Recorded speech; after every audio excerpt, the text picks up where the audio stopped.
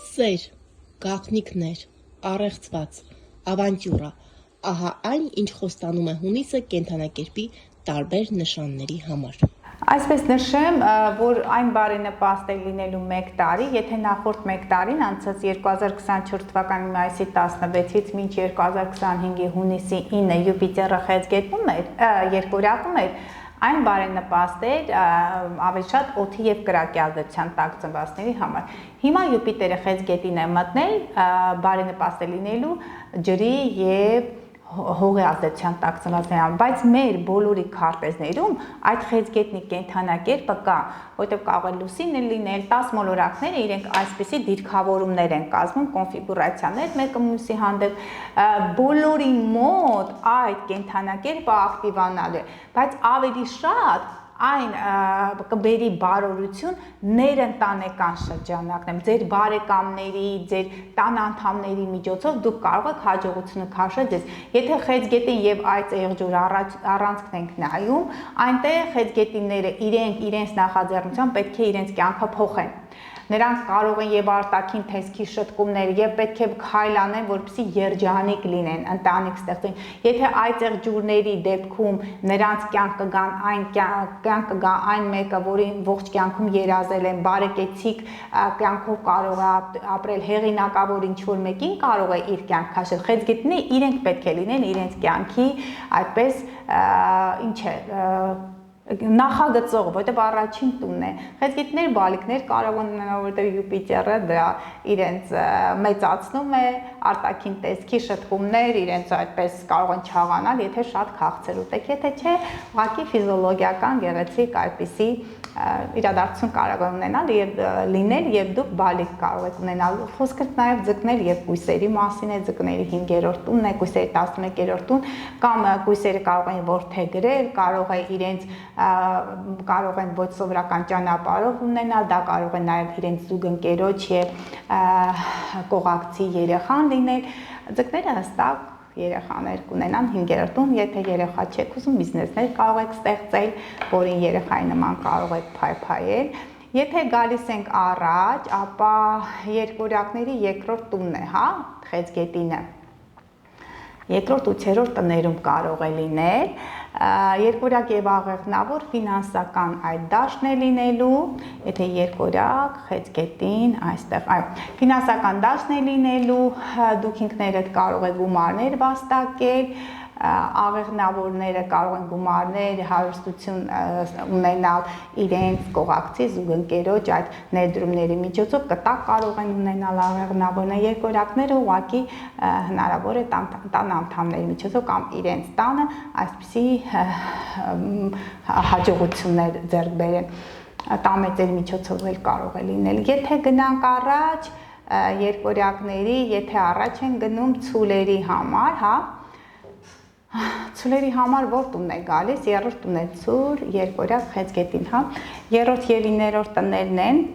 սիրելի ցուլեր, ձեր քուրիկը, ձեր եղբայրները կարող են ամուսնանալ, եթե փոխադրամիջոց եք ուզում գնել, կարող եք գնել այնպիսի մի մեքենա, որը ընտանեկան այդ ընտանիքի բոլոր անդամները, այդ մեծ ընտանիքը կարող եք տեղավորել մեքենայի մեջ, բարբերաբար կարող եք կարճ ճանապարհորդություններ իրականացնել հայրենիքի ներսում, կարիճները արտերկրում հնարավոր է ստանան իրենց այդ green card-ը, հա, եթե ամնում են բնակության այդ վայրի թույլտվություն կարող են ստանալ, արտերկրում կարող են գնալ ճանապարհորդել, այնտեղ էլ կարող են բալիկ ունենալ, մեկ էլ տեսնես գրում են, ինչու եք ուղարկում արտերկիր, սիրելիներս, ես չեմ ուղարկում արտերկիր, մոլորակային դիրքավորումները ուղղակի նպաստում են դրան։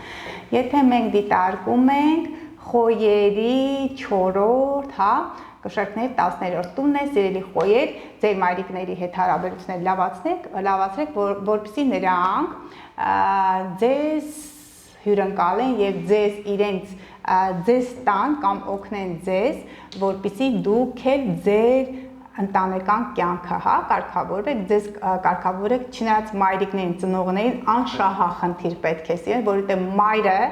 իր այդ 9 ամսում կրում է իր մեջ ձեզ գիշեր-ցերեկ չի քնում, թե ինչ տանջանքներ է տանում մայր ծնողը, չնայած հայրեր կան, որոնք մանավանդ խեցգետին հայրերը կամ նրանք կապ չունի մարդ ունի բնազդներ, ծնողական, սիրեք ձեր մայրերին, ձեր ծնողներին, նրանց ուրախացրեք, նրանց ձեր եթե շատ վաղուց չէ գնացել գնացեք տեսեք ձեր մայրը դրանից շատ ուրախանա, ինչևէ հայրենիքում ձեզ են սպասում եւ կարող եք դուք ունենալ այն բնակարանը, այն ապրելու վայրը, որ վաղուց սպասում եք։ Իսկ